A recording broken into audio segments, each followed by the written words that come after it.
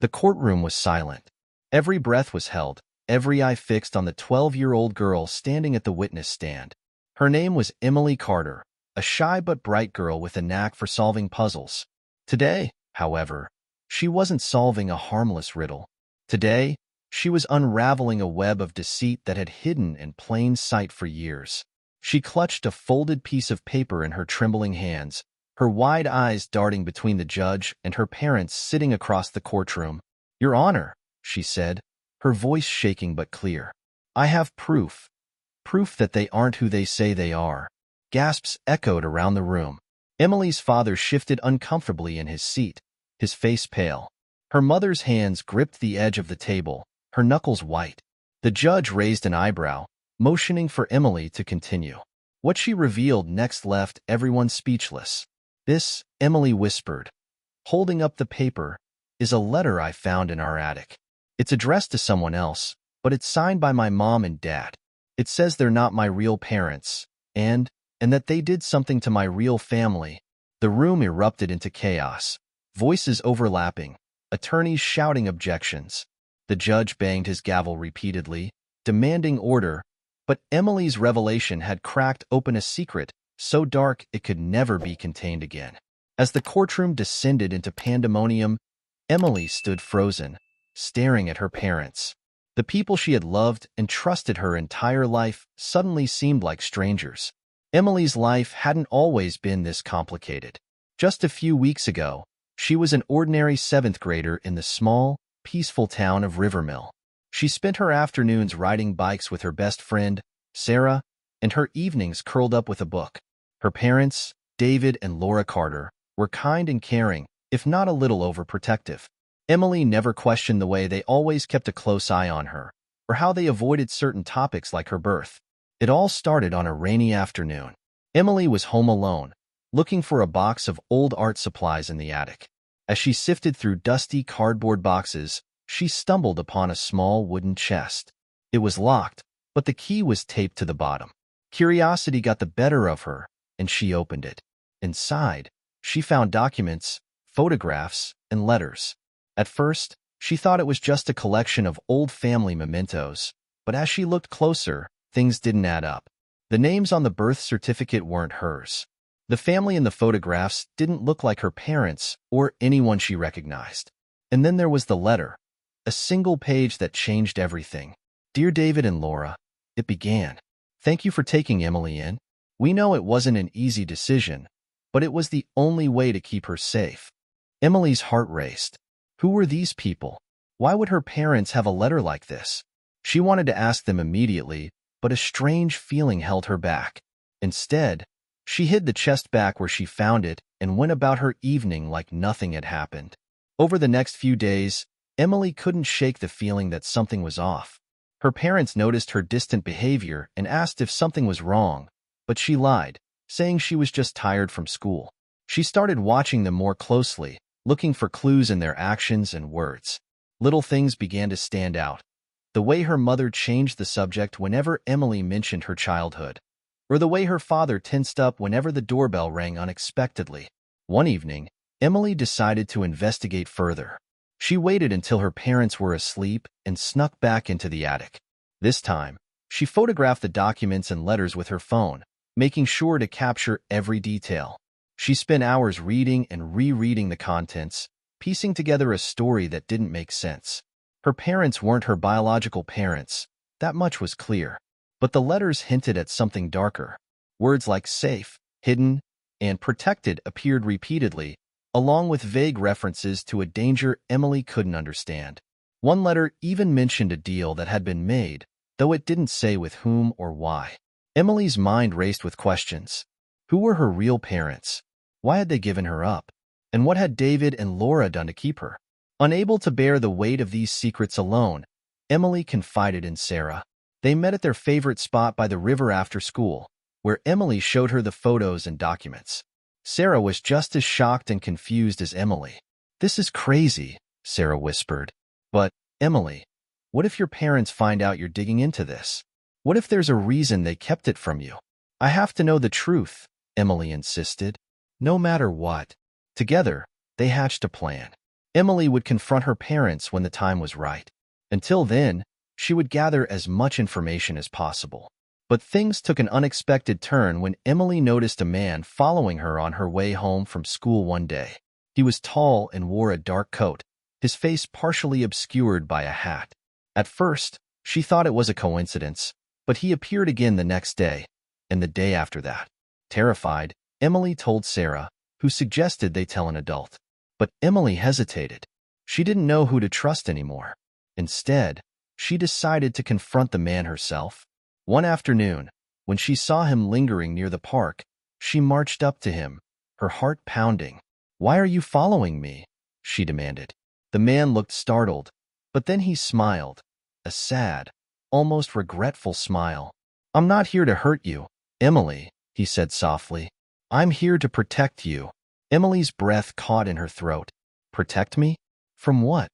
The man glanced around nervously, then handed her a small envelope. "Read this, but don't tell anyone I gave it to you. Not even your parents." Before she could say another word, he turned and walked away, disappearing into the crowd. Emily's hands shook as she opened the envelope. Inside was a single piece of paper with 3 words written in bold, capital letters. "Trust no one." The events that followed led Emily to the courtroom where she now stood, her heart pounding as she revealed the truth. But this was only the beginning. The real question was, what would happen next? The courtroom's chaos felt like a whirlwind around Emily. Reporters whispered to one another, cameras flashed, and the judge's gavel echoed in vain. All Emily could do was clutch the letter tightly in her hands and watch her parents. The expressions on their faces were unreadable, a mixture of fear, sadness, and anger. Finally, the judge restored order, his voice firm. "Miss Carter, you've made serious claims. This court will take a recess to examine the document." "Bailiff, take the letter." Emily hesitated, but eventually handed it over. The bailiff's gloved hand seemed to magnify the weight of what she had uncovered. As she stepped down from the witness stand, her legs trembled, but her resolve remained steady. She took her seat, her mind racing with questions. How would her parents explain this? Could they even explain it? A few weeks earlier, Emily's life had been much simpler. She spent most days thinking about her math homework or the next sleepover at Sarah's house. Now, she couldn't walk home from school without feeling like someone was watching her. The man who had followed her wasn't just a one-time encounter. He appeared at odd moments, outside the grocery store, at the library, even once near her schoolyard. The note he left haunted her. "Trust no one." It was a warning that stuck in her mind every time she looked at her parents. She wanted to believe they were good people. After all, they had raised her, loved her, and cared for her. But the secret she had uncovered in the attic told a different story. One night, Emily decided it was time to confront them. She waited until dinner was over and the dishes were washed. Her parents sat on the couch, watching TV, and she sat across from them, gripping her phone tightly. The photographs and letters she had found were saved in a hidden folder on her phone, her backup plan if things went wrong. "Mom, Dad," she began, her voice shaky, "can I ask you something?" David muted the TV, giving her his full attention. "Of course, sweetheart. What's on your mind?" Emily hesitated, her palms sweating. Was I adopted? The question hung in the air like a bomb about to explode. Laura's smile froze, and David shifted uncomfortably in his seat. "Why would you ask that, Emily?" Laura finally said, her voice unnaturally calm. I found some old papers in the attic," Emily admitted. "A birth certificate with a different name. Letters. They said I wasn't yours." David and Laura exchanged a look, a silent conversation that Emily couldn't interpret. Finally, David sighed and leaned forward, resting his elbows on his knees. "Emily, there's something we've been meaning to tell you," he began. "But it's complicated." Laura placed a hand on his arm, her eyes pleading. "David, are you sure?" "She deserves to know," he interrupted. Emily's heart pounded as she waited for the truth. "Emily," David said slowly, "we aren't your biological parents. But that doesn't mean we don't love you. You've been our daughter since you were a baby. We raised you, and we've always tried to protect you." "Protect me from what?" Emily asked, her voice rising. Why didn't you tell me before? Why are there letters about some kind of deal? David ran a hand through his hair, looking more stressed than Emily had ever seen him. Because there are people out there who might want to hurt you. Your real parents. David, stop. Laura's voice was sharp, her face pale. This isn't the time. Emily stood abruptly, her chair scraping against the floor. You're still keeping secrets. How am I supposed to trust you? Tears welled up in Laura's eyes, but she said nothing. David looked down, his jaw tight. Emily stormed out of the room, slamming the door behind her. In her bedroom, she paced back and forth, her mind spinning. She had hoped for answers, but all she got were more questions. Who were her real parents? What had they done that put her in danger? And why were David and Laura so afraid to tell her the whole truth? The next morning, Emily woke up to find her parents unusually quiet. Laura made pancakes, but the cheerful energy she usually radiated was gone. David read the newspaper but didn't turn the pages. Emily didn't say a word. She felt like a stranger in her own house. At school, she confided in Sarah again. They sat in their usual spot by the river, the sunlight sparkling on the water. Emily showed Sarah the photos and letters on her phone, explaining what her parents had told her the night before. Emily, this is so intense, Sarah said, shaking her head. Do you think they're telling the truth? About protecting you? I don't know, Emily admitted. But I can't stop thinking about the man who gave me that note. What if he knows something? What if he's part of this?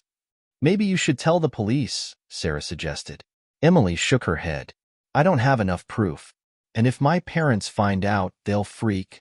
The two girls sat in silence for a moment, listening to the sound of the river. Finally, Sarah spoke. What are you going to do? I need to figure out who my real parents are, Emily said. And I need to find out what they were running from. That night, Emily stayed up late, scouring the documents and letters for clues. One letter mentioned a town called Havenbrook, a place she had never heard of. She looked it up online and discovered it was a small town a few hours away. There wasn't much information about it, but something about the name felt significant. The next day, she told Sarah about her plan. I think I need to go to Havenbrook, she said. There might be people there who know about my real parents. Sarah's eyes widened. Are you serious? How are you going to get there? I'll figure it out, Emily said. But I can't just sit here and do nothing. The two friends made a pact to keep the plan a secret. Emily began saving up her allowance and researching bus schedules. She knew it was risky, but she felt like Havenbrook might hold the answers she was looking for. Just as things seemed to settle into a routine of secret plans and quiet investigations, another bombshell dropped. Emily came home from school one afternoon to find her parents sitting in the living room, their faces grim. On the coffee table was an envelope, one that Emily recognized instantly. It was the same kind of envelope the mysterious man had given her. Emily, Laura said, her voice trembling. We need to talk. Emily froze, her heart pounding. What's going on? David held up the envelope. Someone left this on our doorstep, and it has your name on it. Emily's blood ran cold. Slowly, she approached the coffee table and picked up the envelope. Her parents watched her with a mix of fear and curiosity as she opened it. Inside was a single sheet of paper, just like before. This time, the message was longer. Havenbrook isn't safe. They're watching you. Stay where you are, or you'll regret it. Emily stared at the note, her hands shaking. She looked up at her parents, who seemed just as stunned as she was. What does this mean? She asked, her voice barely above a whisper.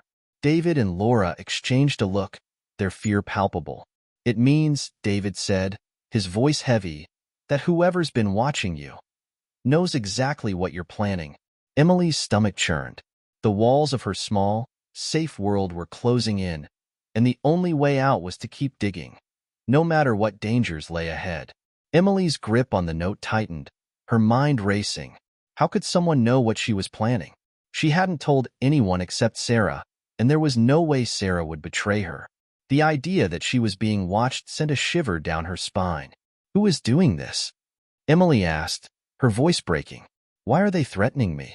David stood up, pacing the living room, while Laura sank into the couch, her face pale and drawn. Neither of them answered immediately. Emily hated the silence. It felt like a confirmation that they knew far more than they were letting on. Emily, Laura finally said, her voice barely above a whisper, we don't know for sure who's behind this, but we think it might have something to do with your birth parents. Emily felt a surge of frustration. That's not an answer. If you know something, just tell me. Calm down, David said sharply, his tone more commanding than usual. This is serious, Emily. You need to listen. Emily froze, startled by his tone. David rarely raised his voice, and when he did, it usually meant something big was about to happen. We've been trying to protect you from this your whole life, he continued. The people who left you with us, they made it clear that there were risks, that there were people who might try to find you. Emily's heart raced. Why? What did my real parents do? David hesitated, his jaw tightening. We don't know everything, but it had to do with something your father uncovered. Something powerful people didn't want exposed. What kind of people? Emily demanded. And why does it matter now? They've been gone for years, haven't they? Laura stood up, wringing her hands nervously. We thought the danger had passed. But now, with these letters showing up, it's clear that someone still sees you as a threat. Emily shook her head, disbelief flooding her mind. That doesn't make sense. I'm just a kid. How could I be a threat to anyone? David sighed. It's not you, Emily. It's what you represent. If they think you know something, I don't know anything. Emily interrupted, her voice rising. I didn't even know I wasn't your daughter until a week ago. That doesn't matter to them, David said. They don't take chances. That night, Emily sat on her bed, staring at the note. The words seemed to glow in the dim light, their warning ringing in her ears. Stay where you are, or you'll regret it. But staying wasn't an option anymore. If her parents wouldn't give her the answers she needed, she would have to find them herself. She grabbed her phone and called Sarah. The phone rang twice before her friend picked up. Emily? Sarah's voice was a mixture of concern and relief. What's going on? Did you talk to your parents? I did, Emily said, but it just made things worse. They told me my real dad uncovered something dangerous, and now people think I'm involved. Sarah was silent for a moment. That's insane. What are you going to do? I have to go to Havenbrook, Emily said firmly. Even if it's dangerous, I need to know the truth. Sarah hesitated. I'm coming with you. No, you're not, Emily said quickly. It's too risky. If something happens to me, I don't want you getting hurt too. Don't even start with that, Sarah said, her voice firm. You're my best friend, Emily. I'm not letting you go through this alone. Emily felt a pang of gratitude, but also fear. She didn't want Sarah caught in the crossfire. Still, she knew she couldn't argue with her. Okay, she said reluctantly, but we have to be careful. No one can know. The next day, Emily and Sarah skipped school to catch the first bus to Havenbrook. Emily left a note for her parents, telling them she needed space and would be back soon. She hated lying, but she knew they wouldn't let her go if they knew the truth. The bus ride was quiet, the landscape outside shifting from city streets to open countryside. Emily clutched her backpack, her stomach churning with a mix of fear and determination. Sarah sat beside her, glancing at her phone nervously. When they arrived in Havenbrook, the town was eerily quiet. It was small and picturesque, with rows of old brick buildings and a single diner that looked like it hadn't changed in decades. But something about the place felt off. The few people they passed on the street gave them wary looks, as if they didn't belong. We should start at the library, Emily said. Maybe there's something in the old newspapers about my family. Sarah nodded, and they made their way to the tiny library at the edge of town. Inside, the librarian, an older woman with sharp eyes, greeted them with a suspicious look. Can I help you girls? She asked. We're looking for old newspapers, Emily said, from around 12 years ago. The librarian raised an eyebrow. What are you looking for? Just doing a school project, Emily lied. The woman didn't look convinced, but she gestured toward a back room. Microfilm archives are back there. Be careful with them. Emily and Sarah spent hours scrolling through old headlines, their eyes scanning for anything related to her family. Finally, Emily froze when she saw a headline that made her blood run cold. Local journalist and wife killed in car accident. Infant daughter missing. She clicked on the article, her hands trembling. The story was about her real parents, James and Rachel Porter. James had been investigating a powerful corporation accused of corruption, but before he could publish his findings, he and Rachel were killed in a suspicious accident. Their daughter, Emily, had disappeared, and the case was never solved. They didn't die in an accident, Emily whispered. Someone killed them. Sarah looked at her, her face pale. Emily, this is huge. If this is true, the people who did it could still be out there. Emily nodded, her heart pounding. She felt a mix of anger and fear. Her parents had been silenced because of what they knew, and now someone was trying to silence her. Before they could discuss further, the library door creaked open, and Emily froze. The man in the dark coat, the one who had followed her, walked in, his eyes scanning the room until they landed on her. Emily's blood turned to ice. Sarah, she whispered, we have to go. Now. But it was too late. The man started walking toward them, his expression unreadable. Emily's instinct screamed at her to run, but her feet felt rooted to the spot. He stopped a few feet away and spoke in a low, calm voice. Emily Porter, you need to come with me. It's not safe here. Emily stared at him, her mind racing. Who was he? Could she trust him? Or was he leading her straight into the danger she was trying to avoid? Her answer would change everything. Emily's heart pounded as the man's calm, measured voice broke the tense silence. Every instinct told her not to trust him, but the way he said her name, her real name, made her question everything. I don't know who you are, Emily said, her voice trembling, and I'm not going anywhere with you. The man raised his hands, palms outward, in a gesture of peace. I understand why you're scared, but you have to believe me when I say I'm here to help. If you stay in Havenbrook, you're in danger. Emily glanced at Sarah, who looked equally terrified but nodded slightly, as if to say she had Emily's back. Emily took a step forward, forcing her voice to steady. Why should I trust you? How do I know you're not one of the people trying to hurt me? The man sighed, reaching into his coat pocket. Emily tensed, ready to run, but he slowly pulled out a small photograph. He held it out to her, and Emily hesitated before taking it. Her breath caught in her throat when she saw the image. It was a photo of her as a baby, cradled in the arms of a man and woman she had never seen before. The man looked like her. His dark hair and sharp eyes were almost identical to hers. The woman had a warm smile and the same dimple that appeared on Emily's cheek when she laughed. These are your parents, the man said softly. James and Rachel Porter. I worked with your father. My name is Alan. He trusted me to protect you if anything happened to him. Emily's fingers tightened around the photo as a mix of emotions washed over her. Anger, sadness, confusion. It was all too much. If you're telling the truth, then where have you been all these years? Why didn't you come sooner? Alan's expression darkened. Because I didn't know where you were. Your adoptive parents did an excellent job of hiding you, which is exactly what they were supposed to do. But something has changed. The people who killed your parents have found out you're alive, and they won't stop until they finish what they started. Emily's stomach churned. She wanted to scream at him, to accuse him of lying, but deep down, she couldn't shake the feeling that he was telling the truth. The way he spoke about her parents, the pain in his voice, it felt real. What do they want from me? She asked. It's not about what you have, Alan replied. It's about what your father left behind. James discovered evidence of corruption at the highest levels, proof that could bring powerful people to justice. He hid it before he died, and they think you might know where it is. I don't know anything about that, Emily exclaimed. I didn't even know they were my parents until a week ago. Alan nodded. I believe you, but that won't matter to them. That's why you need to leave Havenbrook and come with me. Emily stared at him, her mind spinning. Could she really trust this man? And if she didn't, what were her other options? She glanced at Sarah, who looked as conflicted as she felt. What happens if I don't go with you? Emily asked. Alan's expression turned grave. Then you're on your own.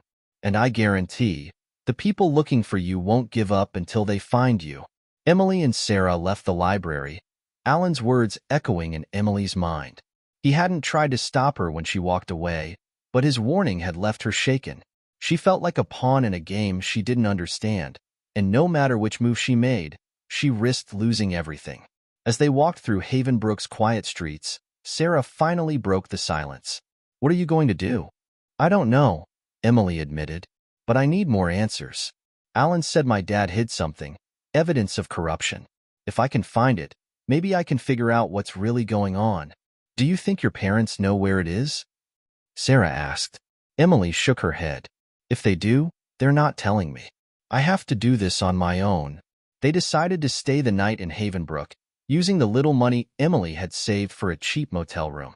As they settled in, Emily pulled out the photo Alan had given her, studying it closely. She couldn't help but wonder what her life would have been like if her real parents had lived. Would they have been happy? Safe? Or would their lives have been consumed by the same danger that was now threatening her? Before she could dwell on the thought, there was a knock at the door. Both girls froze, exchanging a nervous glance.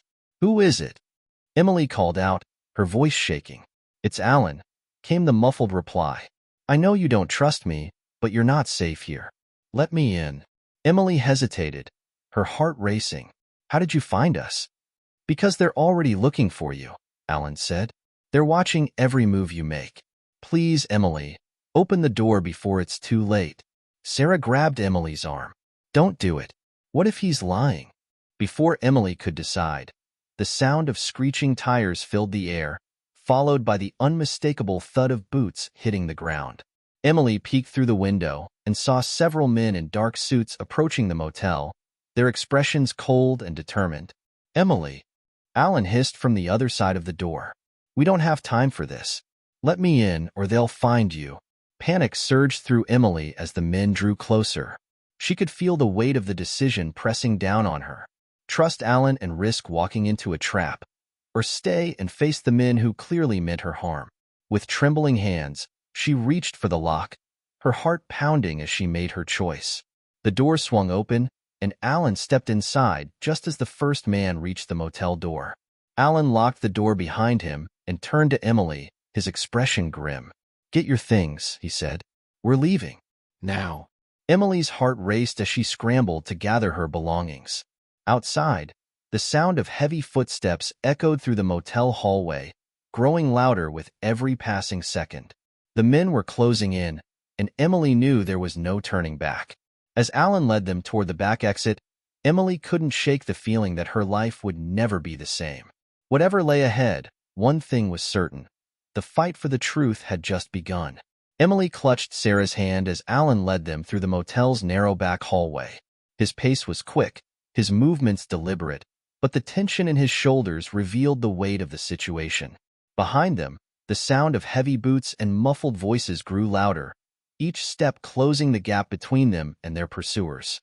"Stay close," Alan whispered, glancing over his shoulder. "If they catch us, this won't end well." Emily's heart pounded as they burst through the motel's back exit into an alley. The cool night air hit her face, but there was no time to stop and breathe. Alan motioned for them to follow as he darted toward a dark sedan parked at the edge of the alley. He yanked open the driver's side door and gestured for the girls to climb in. "Get in," he urged. Emily hesitated, her mind racing with doubt. She still wasn't sure she could trust Alan, but the sounds of their pursuers were getting closer. She didn't have a choice. She pulled Sarah into the back seat, slamming the door shut just as Alan started the engine. The car roared to life, and Alan sped out of the alley, tires screeching against the pavement. In the rearview mirror, Emily saw the suited men emerge from the motel, their expressions furious as they watched the car disappear into the night. For a few minutes, the only sound was the hum of the engine and the heavy breathing of everyone in the car. Emily leaned back, her pulse still racing. "Who are they?" she finally asked.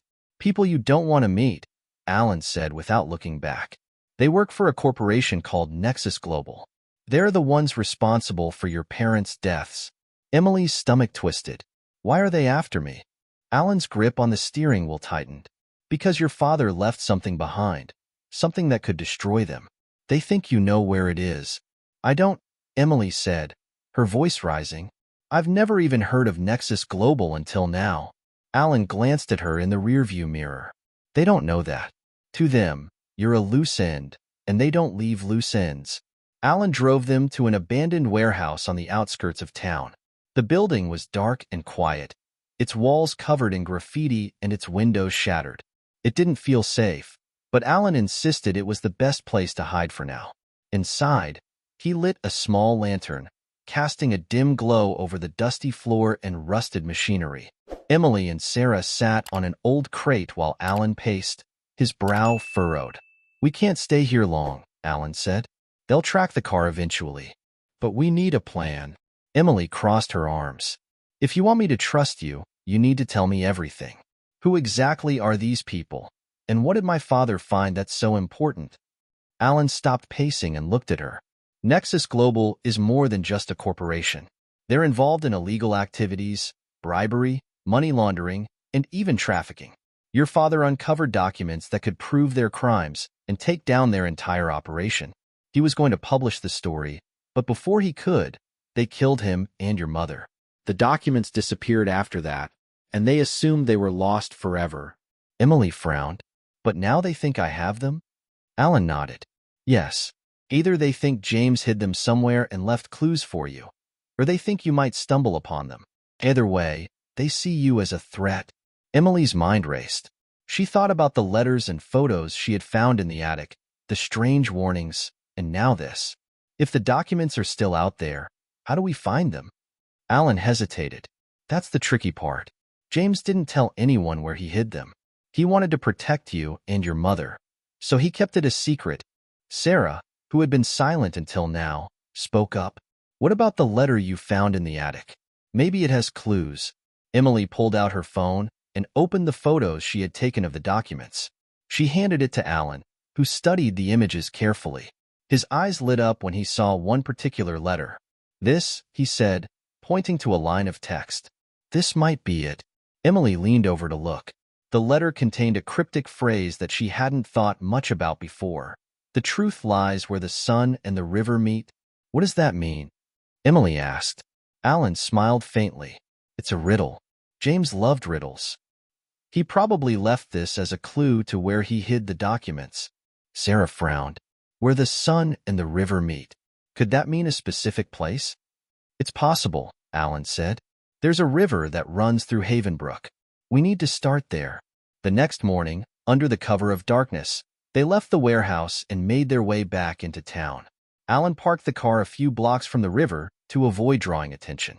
The three of them walked along the riverbank, searching for anything that might match the clue. It was Emily who spotted it first.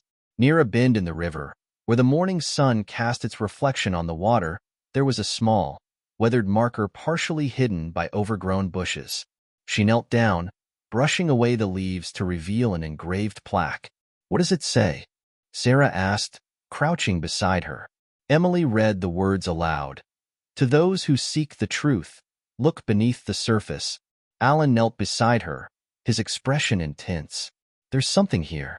Help me dig." Using their hands and a broken branch, they began to dig in the soft dirt near the plaque.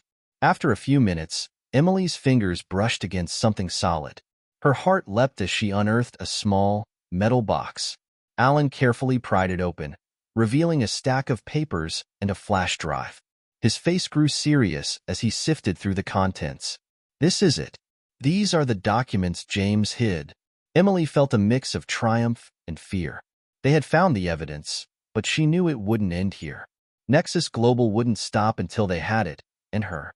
Before she could voice her thoughts, the sound of a car engine roared in the distance. Alan's head snapped up, his expression darkening. "We've been followed." Emily's stomach dropped as the car skidded to a stop nearby, and men in suits spilled out, their eyes locked on her. "Run!" Alan shouted. Emily grabbed the box and bolted, Sarah close on her heels.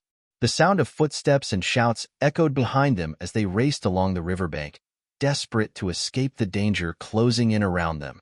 Emily ran as fast as her legs could carry her, clutching the metal box tightly against her chest. Behind her, she could hear the men shouting and Alan yelling instructions, but her focus was singular: escape.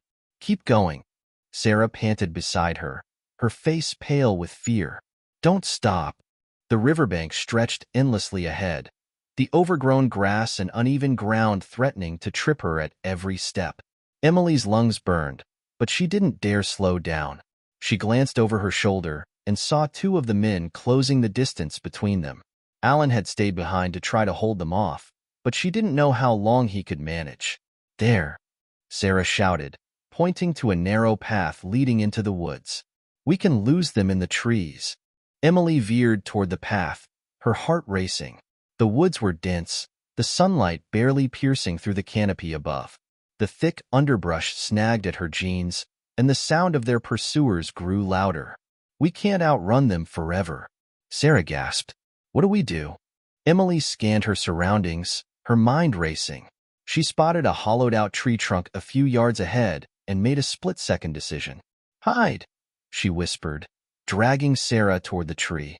"Quick, get in." The two girls squeezed into the narrow space, crouching low and holding their breaths. The sound of heavy footsteps approached, then stopped. Emily's heart pounded so loudly she was sure it would give them away. "They went this way," one of the men shouted. Emily peeked through a crack in the tree trunk and saw them running past, their dark suits blending into the shadows of the forest. She let out a shaky breath, her grip on the box tightening. When the footsteps faded, Sarah whispered, "Do you think they're gone?" "For now," Emily said, her voice barely audible. "But we have to keep moving. If they find us with this," she looked down at the box, dread washing over her. "They'll do anything to get it." They waited until they were sure the men were gone before emerging from their hiding spot. The forest was eerily quiet, the tension thick in the air. Emily's thoughts raced as they navigated the woods, trying to put as much distance as possible between themselves and their pursuers. After what felt like hours, they stumbled upon an old, abandoned cabin. It was small and dilapidated, with broken windows and a sagging roof, but it offered a temporary refuge. "We'll stay here until it's safe to move again," Emily said, leading Sarah inside. The cabin smelled of damp wood and decay, but it was better than being out in the open. As they settled in, Emily opened the metal box, spreading the papers and flash drive on the floor. The documents were old and fragile, filled with charts, financial records, and emails. Emily didn't understand most of it, but one thing was clear. Nexus Global had been involved in illegal activities on a massive scale. "This is enough to take them down," Sarah said, scanning one of the papers. "If we can get this to the right people." Emily nodded. "But who? We can't trust anyone. Even the police might be working for them." "What about Alan?" Sarah suggested. "He's the one who brought us here. Maybe he knows someone." Emily hesitated. She still wasn't sure how much she trusted Alan, but he had risked his life to help them. If anyone had a plan, it was him. Hours passed, and night fell. The girls took turns keeping watch, their nerves on edge with every sound. Just as Emily began to drift off, a faint knock echoed through the cabin. She shot upright, her heart racing. Sarah looked at her, wide-eyed. "Do you think it's them?" Emily crept to the door, peeking through the broken window. Alan stood outside, his face streaked with dirt and sweat. He looked exhausted but alive. "It's me," he whispered. "Let me in." Emily hesitated for a moment before opening the door. Alan stepped inside, his eyes scanning the room. "Are you both okay?" "We're fine," Emily said, "but they're still after us." "We found the documents, Alan. They're all here." Alan's eyes widened as he looked at the pile of papers and the flash drive. "Good. That's good. But we need to move fast. They won't stop until they find this. And you? What do we do now?" Sarah asked. Alan knelt down, his expression serious. "There's a journalist I know, a friend of your father's. His name is Grant Turner. He's the only one I trust to handle this. We need to get these documents to him." "Where is he?" Emily asked.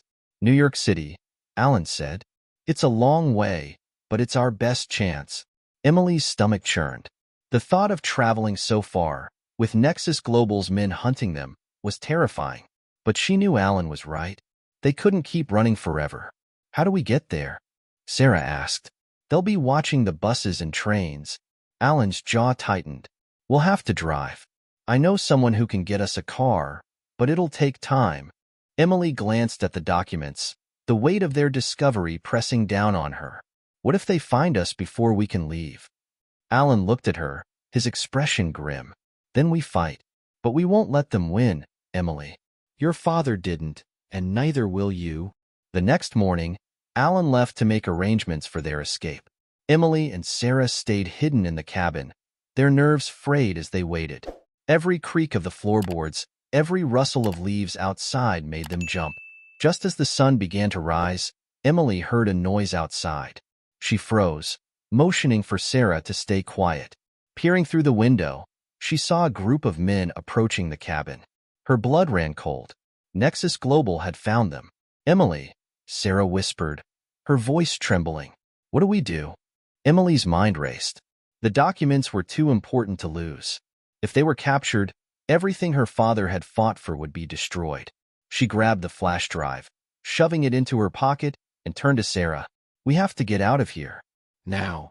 But before they could move, the front door burst open, and the men stormed in, their cold, calculating eyes locking onto Emily. Hand it over. One of them growled, stepping closer. And no one gets hurt. Emily stood frozen, her heart pounding as she realized the truth. There was no escape this time. Emily's breath caught in her throat as the man took a step closer. His presence filled the room, his sharp eyes flicking to the metal box on the floor. Behind him, two other men flanked the doorway, blocking any chance of escape. Sarah clutched Emily's arm, her grip trembling. Hand it over, the man repeated, his voice calm but menacing. We know you found the documents. Don't make this harder than it needs to be. Emily's heart raced as she glanced at Sarah, then at the flash drive hidden in her pocket. She knew she couldn't give it up. Her father had sacrificed everything to expose the truth. But what could she do against three grown men?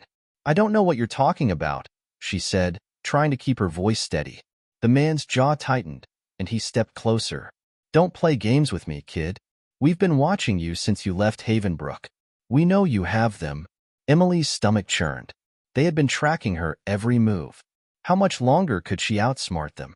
As the tension in the room reached its breaking point, a sudden noise shattered the silence. A loud crash came from outside, followed by the sound of shouting. The men in the doorway turned, their attention momentarily diverted. Go, Emily hissed, grabbing Sarah's hand. Without hesitation, the girls bolted for the back of the cabin. Emily's heart pounded as she yanked open a side door, the cold morning air hitting her face. Behind her, she heard the men shouting and the heavy thud of boots on the wooden floor. Split up, Emily whispered to Sarah. It's the only way we'll make it. Sarah looked terrified but nodded. Be careful. Emily sprinted toward the woods, clutching the flash drive in her pocket. Branches whipped at her face as she wove through the trees, her lungs burning with every breath. She could hear the men shouting behind her, their voices growing louder. They were gaining on her. Suddenly, she tripped over a root and fell hard onto the ground, the flash drive slipping from her pocket. Panic surged through her as she scrambled to her knees, her hands fumbling in the dirt. There she is, a voice shouted. Emily looked up and saw one of the men closing in. Her fingers finally found the flash drive, and she clutched it tightly, her mind racing.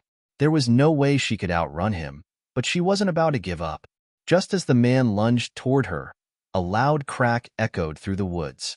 The man stumbled and fell, clutching his leg. Emily turned to see Alan emerging from the trees, a wooden club in his hands. Run, Alan shouted. I've got this. Emily didn't need to be told twice. She sprinted deeper into the woods, her legs trembling but her resolve stronger than ever. She didn't look back until she reached a small clearing, her chest heaving as she tried to catch her breath. Alan found her a few minutes later, his face scratched and his shirt torn. He looked exhausted but determined. Are you okay? He asked, crouching beside her. Emily nodded, though her entire body was trembling. What about Sarah? Did she make it? I sent her to a safe spot, Alan said. She's fine, but we can't stay here. They'll regroup and come after us again. Emily clutched the flash drive. We have to get to New York. It's the only way. Alan nodded. I managed to secure a car. It's parked a few miles from here. If we move now, We can make it before they catch up. The drive to New York was tense. Emily sat in the back seat, staring out the window as the countryside blurred into cityscapes. Alan kept his eyes on the road, his hands gripping the steering wheel tightly. Sarah sat beside Emily, her face pale but resolute. "We're almost there," Alan said as they entered the outskirts of the city. "Grant Turner's office is in Manhattan. He's expecting us." Emily felt a glimmer of hope. If they could get the documents to Grant, maybe they could finally stop running. Maybe her father's work wouldn't be in vain. When they arrived in Manhattan, the city's towering buildings and bustling streets made Emily feel both awed and overwhelmed. Alan parked the car in a nondescript lot, and they walked the rest of the way to Grant's office. The building was an old, brick structure tucked between two skyscrapers, its modest appearance masking the importance of what lay inside. Alan led them up a narrow staircase to a small office on the third floor. He knocked twice, and the door opened to reveal a man in his 50s with salt and pepper hair and sharp eyes. "Alan," the man said, his voice tinged with surprise. "I didn't think I'd ever see you again." "I didn't think so either, Grant," Alan replied. "But we've got something you need to see." They stepped inside, and Grant closed the door behind them. The office was cluttered with papers, books, and old typewriters, giving it a sense of controlled chaos. Emily handed Grant the flash drive, her hands trembling. "These are my father's documents," she said. "They prove what Nexus Global has been doing." Grant inserted the flash drive into his computer, his eyes narrowing as he scanned the files. "This is incredible," he said after a few minutes. "This could blow their entire operation wide open." Emily felt a surge of hope, but it was short-lived. Before Grant could say another word, the sound of shattering glass filled the room. Emily turned to see one of the men from Nexus Global climbing through the broken window, a gun in his hand. "Stay back," the man growled, pointing the weapon at them.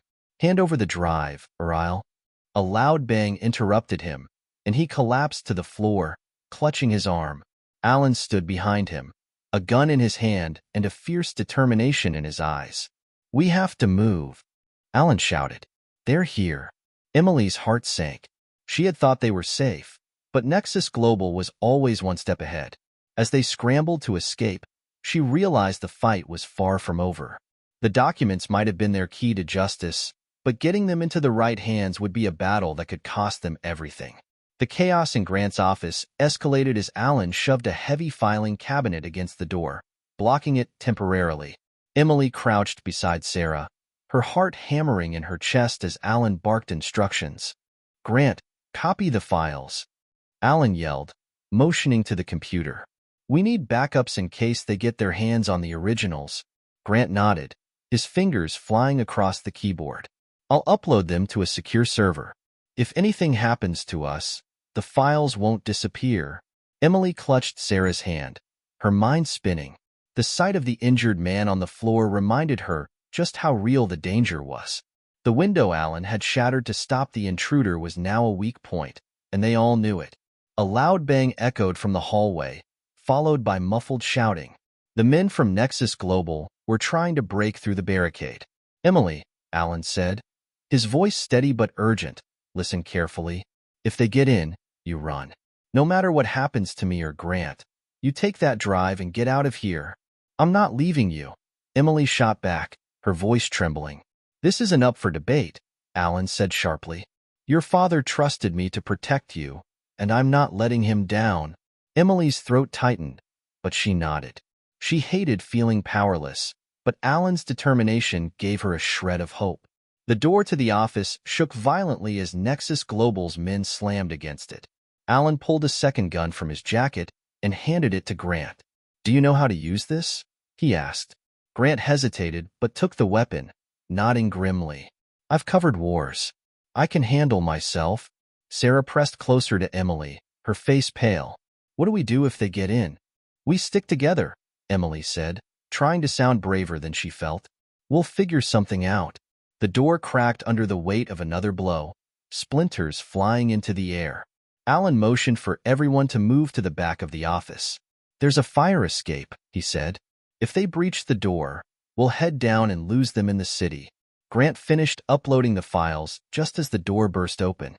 The force knocked the filing cabinet aside, and 3 men stormed in, their weapons drawn. "Don't move," one of them barked. Alan fired the first shot, hitting one of the men in the leg. The room erupted into chaos as bullets flew, shattering windows and knocking over furniture. Emily grabbed the flash drive from Grant's desk and stuffed it into her pocket, her hands shaking. "Go," Alan shouted, firing at the men to cover their escape. Emily and Sarah bolted toward the fire escape, with Grant close behind. The metal stairs rattled beneath their feet as they descended, the cold night air biting at their skin. Emily's heart pounded as she looked up and saw one of the men leaning out of the broken window, his gun aimed at them. "Keep moving," Grant yelled, pushing Emily forward as a bullet ricocheted off the railing. They reached the bottom of the fire escape and sprinted into the crowded streets of Manhattan. The city's noise and lights felt disorienting, but it was their only hope of blending in. Emily's mind raced as she tried to figure out their next move.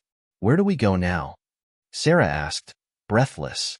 "We need a safe place," Grant said, glancing over his shoulder. "Somewhere they won't think to look." Alan caught up to them moments later, his face grim. "They'll search every inch of the city for us. We need to keep moving." They ducked into a subway station, descending into the labyrinth of tunnels beneath the city. The dim lighting and graffiti-covered walls made the space feel both eerie and protective. Alan led them onto a train just as the doors were closing, giving them a brief moment to catch their breath. "Are we safe?" Sarah whispered, clutching Emily's arm. "For now," Alan said, his eyes scanning the other passengers. "But we can't stay on one train for too long. They'll be looking for us." Emily pulled the flash drive from her pocket, staring at it as the train rumbled through the dark tunnel. It was so small, yet it carried the weight of her father's legacy and the danger that came with it. "What happens if we don't make it?" Emily asked, her voice barely audible. "We will," Alan said firmly. "Your father didn't die for nothing, Emily. We're going to finish what he started." They rode the train to the outskirts of the city, finally disembarking in a quiet, run-down neighborhood. Alan led them to a boarded-up building that looked abandoned, but when he knocked on the door, a hidden panel slid open. "Alan," a gruff voice said from inside. "It's me, Lou," Alan replied. "We need a place to lie low." The door creaked open to reveal a burly man with a scar running down his cheek. He gave Alan a wary look, but stepped aside to let them in. The interior of the building was surprisingly well kept, with a small living area and a table covered in maps and papers. "This is Lou," Alan said to the group. "He's a friend. We'll be safe here for a little while." Lou eyed Emily and Sarah. "You're bringing kids into this mess?" "They're not just kids," Alan said. "This is Emily Porter, James Porter's daughter."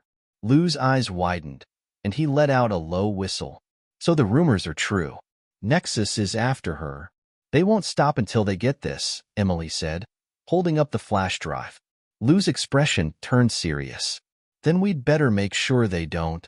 That night, Emily lay awake on a makeshift bed in the corner of the room, staring at the ceiling.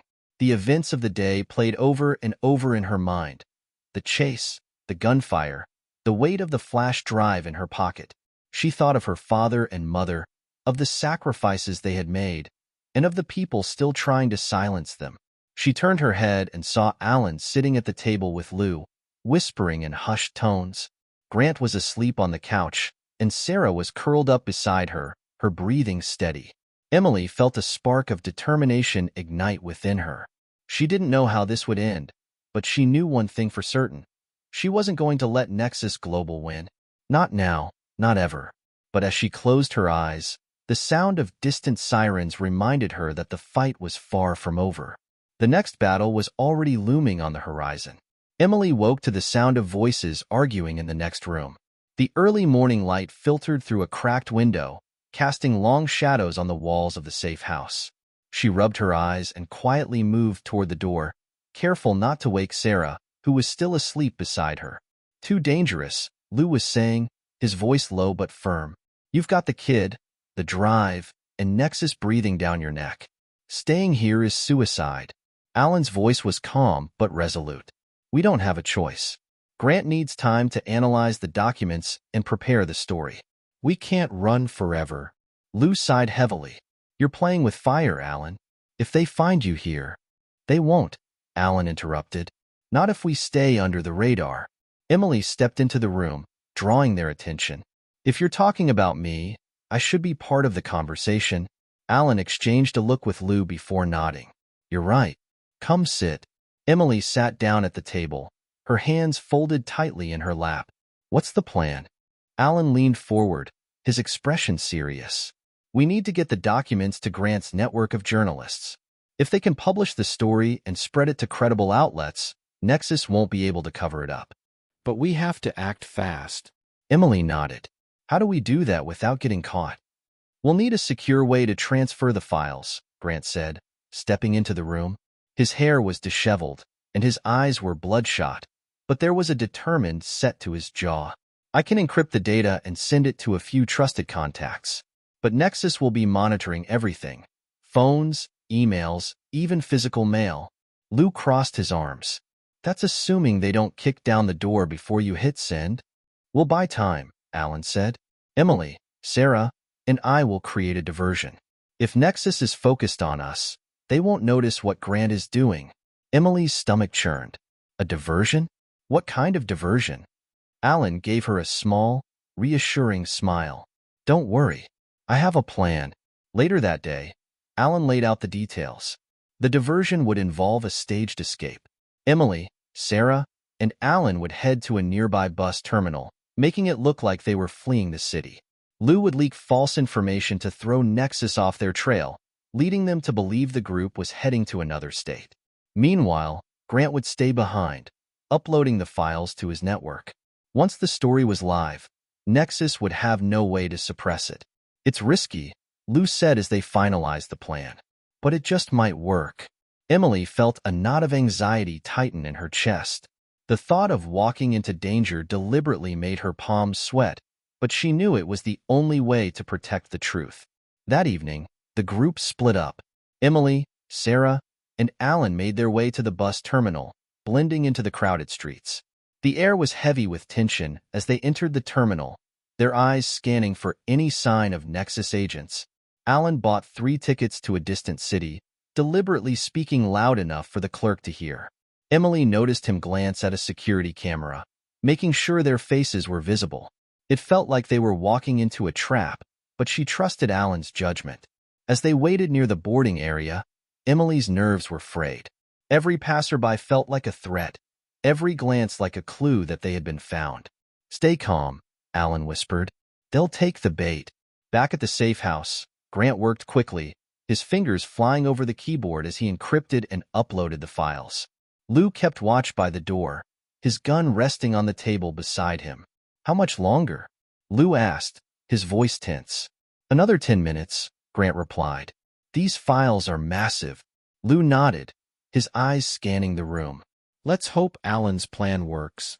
At the bus terminal, Emily noticed a man in a dark suit lingering near the entrance. Her heart raced as she nudged Alan. They're here. Alan didn't flinch. Good. That's the point. The man appeared to speak into a small earpiece before walking toward them. Alan pulled Emily and Sarah close, his voice low. When I say go, you run for the back exit. Don't stop, no matter what. Emily nodded, her hands shaking. She glanced at Sarah, who looked equally terrified but determined. The suited man approached, his expression cold. Emily Porter, you're coming with us. Alan stepped forward, blocking the man's path. Not today. Before the man could react, Alan shoved him backward and shouted, Go! Emily and Sarah bolted for the back exit, weaving through the crowded terminal. Behind them, chaos erupted as Alan engaged the Nexus agents. Shouts and the sound of footsteps filled the air as Emily pushed through the crowd, her heart pounding. They burst out into an alley, the cool night air hitting their faces. Emily grabbed Sarah's hand and kept running, her legs burning with effort. Where do we go now? Sarah gasped. Emily looked around, her mind racing. We just have to keep moving. Back at the safe house, Grant's screen lit up with a notification. It's done, he said, relief flooding his voice. The files are live. Lou peered over his shoulder, a small smile breaking through his usually stoic demeanor. Let's hope it's enough. But their relief was short-lived. A loud crash echoed through the safe house as the front door splintered open. Lou grabbed his gun, his face grim. "They're here," he said. "Get ready." As Emily and Sarah ducked into another alley, the sound of sirens filled the air. Emily's heart sank as she realized the diversion might not have been enough. Nexus was relentless, and the fight for the truth was far from over. "What do we do now?" Sarah asked, her voice shaking. Emily tightened her grip on the flash drive still in her pocket. "We keep fighting, no matter what." But deep down, she knew the next move would determine everything. Whether they could finally bring Nexus to justice or if they would become the next casualties in a battle they never asked to fight. Emily and Sarah huddled behind a dumpster in the dimly lit alley, their breath visible in the cold night air. The sound of sirens grew louder, accompanied by the unmistakable thud of boots on pavement. Nexus was closing in. Emily's fingers tightened around the flash drive in her pocket, her mind racing. "What now?" Sarah whispered, her voice barely audible. Emily glanced around, searching for an escape route. A fire escape ladder dangled a few feet above the ground on the opposite wall. She pointed to it. "There. We can climb up and lose them on the rooftops." Sarah hesitated. "What if they see us?" "They're going to find us if we stay here," Emily said firmly. "We have to try." With no time to argue, Emily darted across the alley, her sneakers splashing in puddles. She jumped, grabbing the bottom rung of the ladder and pulling it down with all her strength. Sarah followed, her movements shaky but determined. "Climb," Emily urged, keeping an eye on the alley's entrance. Sarah scrambled up first, her hands trembling as she gripped the icy metal. Emily followed close behind, her heart pounding. Just as she reached the second rung, a group of Nexus agents rounded the corner. "There they are," one of the men shouted. Emily climbed faster, her legs burning with effort. She reached the top just as a shot rang out, the sound ricocheting through the alley. A bullet struck the ladder below her, sending vibrations up the metal. Her heart leapt into her throat, but she didn't stop until she and Sarah were safely on the roof. "Go," Emily yelled, pulling Sarah to her feet. The rooftop was a maze of vents and chimneys, offering plenty of places to hide. The girls sprinted across the flat surface, ducking behind a large air conditioning unit as the agents began climbing the ladder. "They're coming," Sarah gasped, her voice breaking. Emily peeked around the unit, her pulse racing. The agents were halfway up the ladder, their movements swift and methodical. She knew they couldn't outrun them forever. "Over there," Emily whispered, pointing to a narrow gap between two buildings. A wooden plank connected the rooftops, creating a makeshift bridge. Sarah's eyes widened. "Are you serious?" "It's our only chance," Emily said, grabbing her friend's hand. "Come on." Meanwhile, at the safe house, Lou and Grant were making a last stand. The front door had been breached, and Nexus agents swarmed the small room, their weapons drawn. Lou fired a warning shot, forcing the agents to take cover. "Grant, get out of here," Lou barked, his voice commanding. "I'm not leaving you," Grant replied, ducking behind a desk. "We have to hold them off until Alan and the girls get away. They've got the files." "That's what matters," Lou said, reloading his weapon. "We're just buying time." A sudden explosion rocked the room, sending debris flying. Lou and Grant shielded their faces as the agents advanced, their movements calculated and relentless. Back on the rooftops, Emily and Sarah reached the wooden plank. It wobbled precariously, but there was no time to hesitate. Emily stepped onto it, her arms outstretched for balance. She forced herself to look ahead, not down, as the distant sound of shouts spurred her on. "Hurry," she called to Sarah, who followed reluctantly. The plank creaked under their weight, but it held. They reached the other side just as the first Nexus agent climbed onto the roof behind them. "Keep running," Emily urged. The girls raced across the next rooftop, their breaths coming in sharp gasps. Below, the city buzzed with activity, oblivious to the high-stakes chase unfolding above. Alan, meanwhile, was weaving through the city streets, using every trick in his book to evade detection. He had split from the girls at the bus terminal, knowing that splitting up would divide Nexus's resources. Now, He was heading toward a backup safe house, a location he had kept secret even from Lou and Grant. His phone buzzed, and he glanced at the screen. It was a message from Grant. Files uploaded. Safe compromised. Alan's jaw tightened. He knew what that meant. Lou and Grant were likely holding off Nexus as long as they could, but their time was running out. He had to find Emily and Sarah before Nexus did. On the rooftop, Emily and Sarah reached a dead end. The building dropped off into an alley below, the gap too wide to jump. "What do we do now?" Sarah asked, her voice trembling. Emily's mind raced. She spotted a rooftop access door a few feet away. "There. We'll hide inside." They sprinted to the door, Emily yanking it open. The stairwell inside was dark and narrow, but it offered a temporary refuge. They hurried down the stairs, their footsteps echoing in the confined space. Reaching the ground floor, Emily pushed open another door, and they emerged into a deserted alley. She leaned against the wall, trying to catch her breath. "Do you think we lost them?"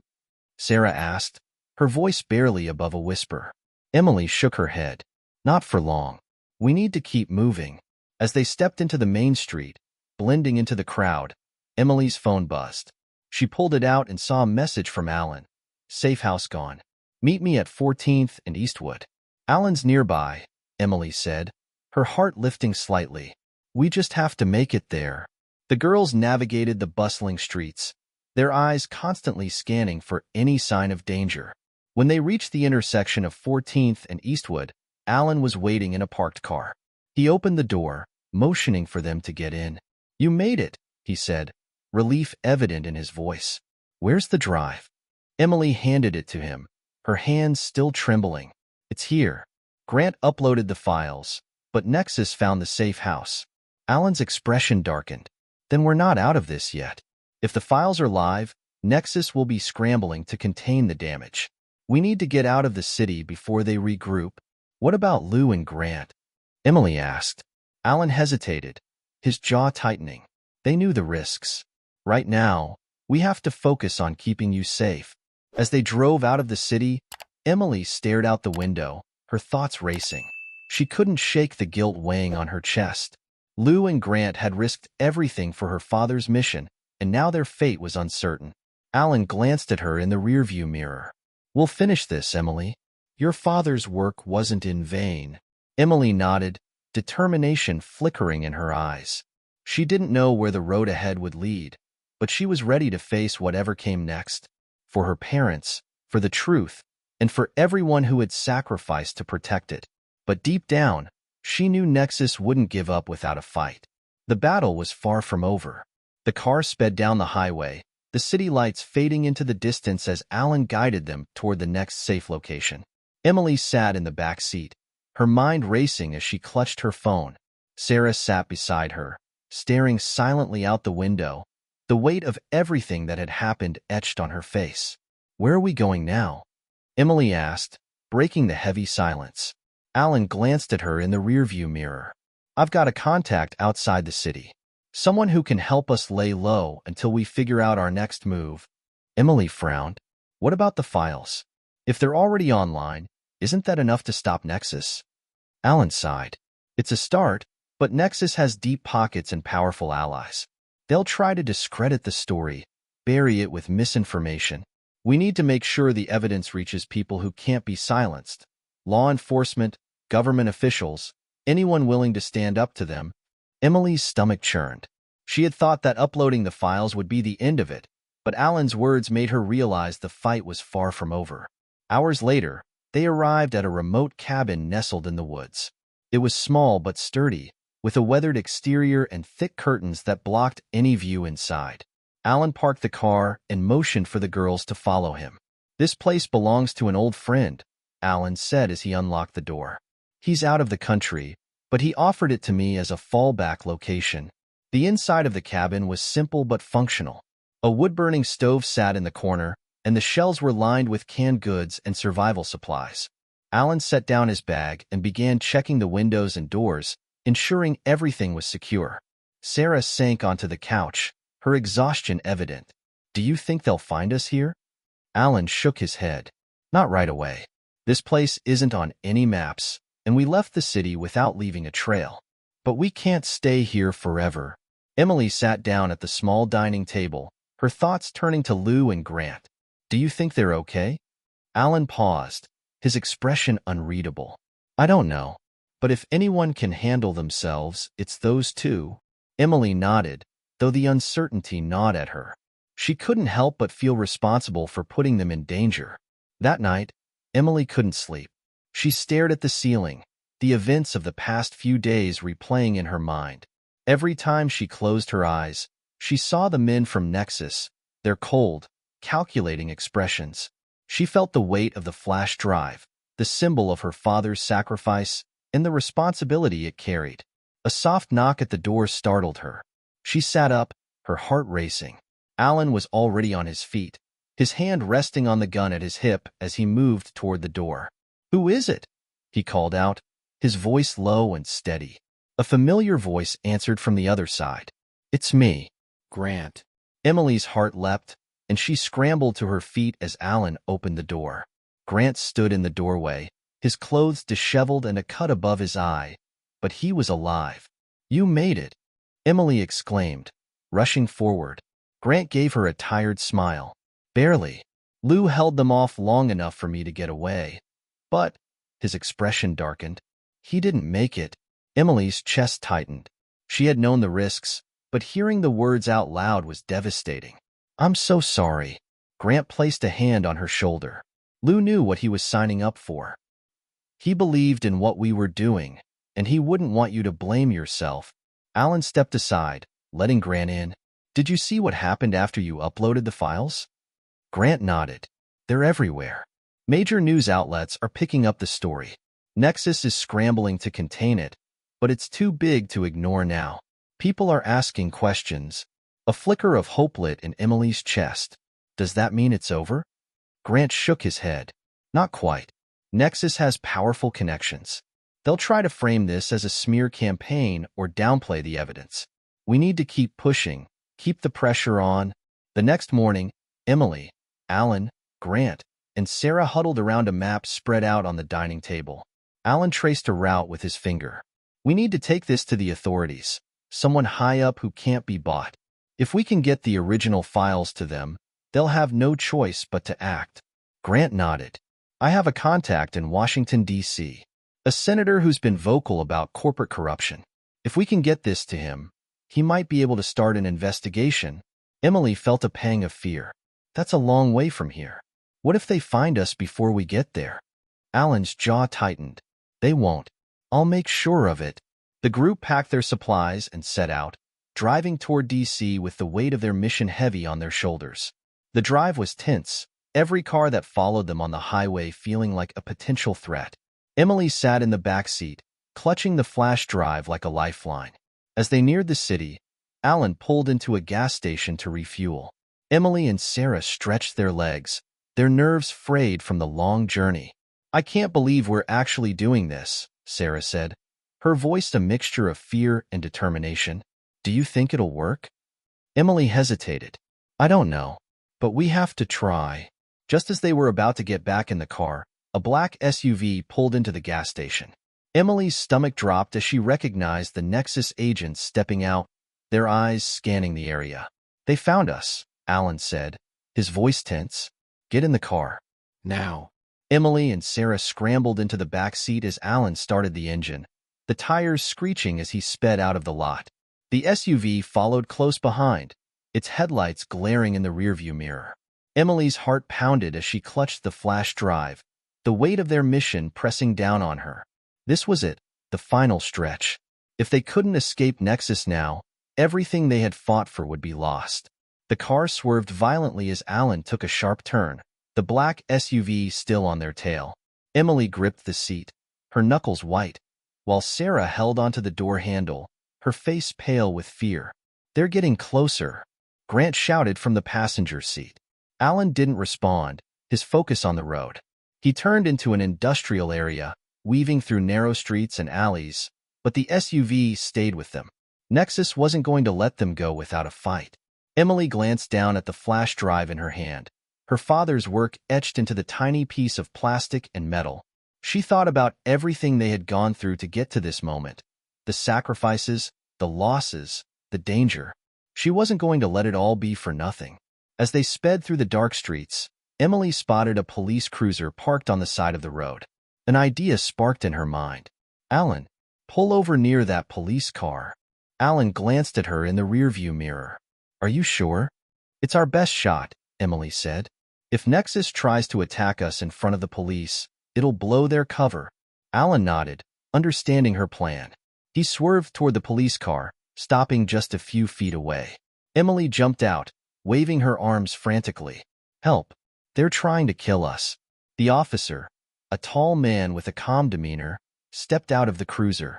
He took one look at the black SUV screeching to a halt nearby and reached for his radio. "I need backup at the corner of Main and 6th. Possible armed suspects." The Nexus agents hesitated, realizing the attention they were drawing. One of them stepped out of the SUV, his hands raised in a placating gesture. "We're with a private security firm," he said smoothly. "These people stole sensitive corporate property.